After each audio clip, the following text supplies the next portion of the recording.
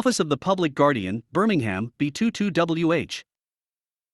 Your Ref. 11258150. Date, June 30, 2014.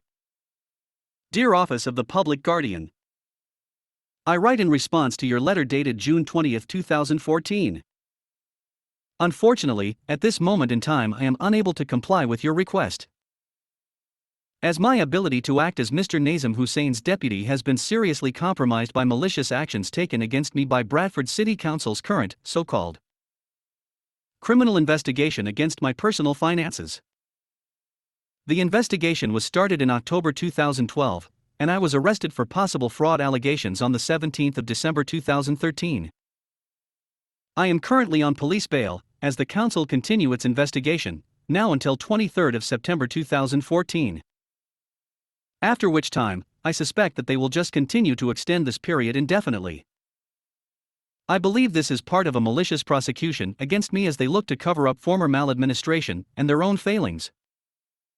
The actions taken by Bradford City Council are highly unprecedented, as they have managed to secure a proceeds of crime court order against me prior to laying any charges and locked all my finances. This court order, dated the 9th of December 2013, extends to all bank accounts that I may have access to, including Mr. Nazim Hussein's deputyship account. The OPG court order, under which I act as deputy, has now been superseded by Bradford City Council's POCO order against me, and as such, I am now in a uniquely compromised situation. The reason I am currently refusing to facilitate your inquiries is because I believe that your own organization has been infiltrated by double agents acting under the instruction of Bradford City Council investigators, as they look to build up a case against me. Please allow me to illustrate this point before you jump to conclusions about my personal mental state. Under your own policies and procedures, I am meant to send back an annual return to you, which I have now been doing for a number of years.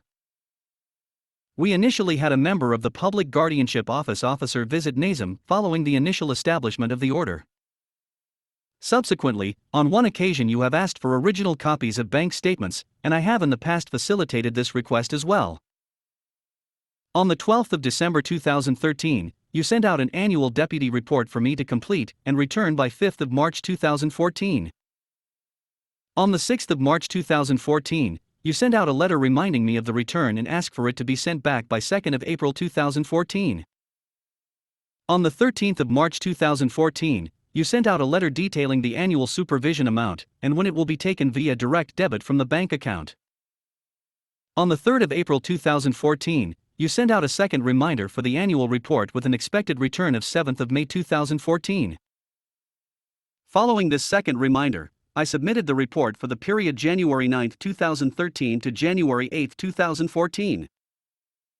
You have then indicated that you are not satisfied and requested that I send a fuller account by the 12th of June 2014. When you have failed to receive a response to this, you have now sent the letter dated June 20, 2014, once again reminding me for action. Your next stage, failing this, is to send out a representative to visit Nazim, as indicated in one of your previous letters. If these are your policies and procedures, then please can you explain to me why an active social worker who works for Bradford City Council, Mr. Mike Young, someone who is now also employed by the OPG, has already arranged and visited me and Nazim on 27th of February 2014. Under a similar pretext to get to see Nazim's finances. I initially received a call on my mobile number, out of the blue, that a representative from the OPG wished to arrange and visit Nazim and myself as part of a regular annual review.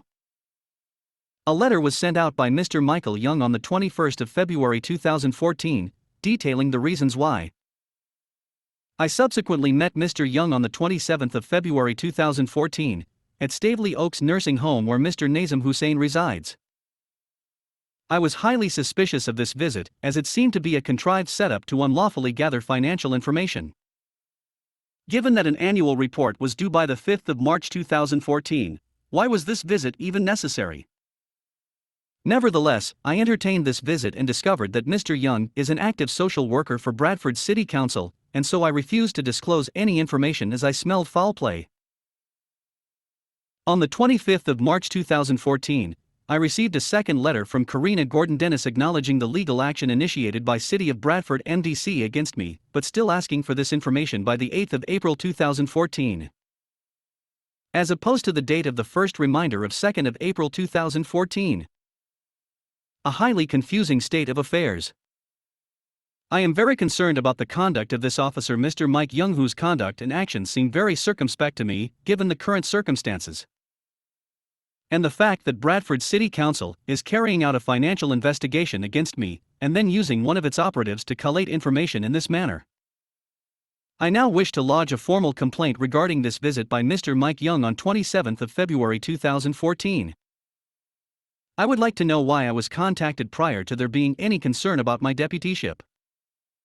I suspect that Mr. Mike Young has committed fraud by false representation, as he has contacted me on the pretext of undertaking an annual review, but whose true motive was to collate intelligence and gather information to feedback to Bradford City Council to facilitate their investigation against me. I believe there may be a serious charge of abuse of position to answer for or potential criminality taking place at the OPG.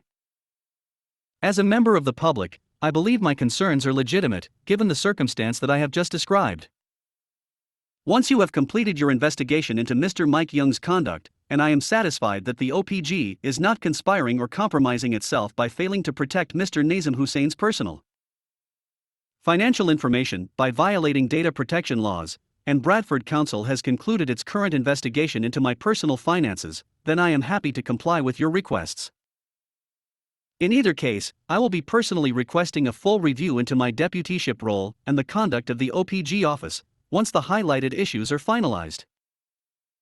I have issues with the way the deputyship order has been drafted and its effects, and the way it has subsequently been utilized by officials. Alternatively, if you remain unsatisfied with my current stance, then I am happy to present myself before a court of protection judge and give a fuller account of myself and my conduct in person. In the meantime, can you please acknowledge my complaint and provide me with a framework for when the complaint will be handled, investigated, and concluded? Finally, there is now another issue that has recently come to my attention regarding the annual supervision payment. Your letter of the 13th of March 2014 indicates that payment will be taken via direct debit on the 1st of April 2014. Please can you confirm that this payment was taken on this date? If payment was taken and then subsequently requested back by the bank, can you please indicate when this payment was taken back? I am making these inquiries as the bank has cancelled all direct debits on Mr. Nazim Hussein's account.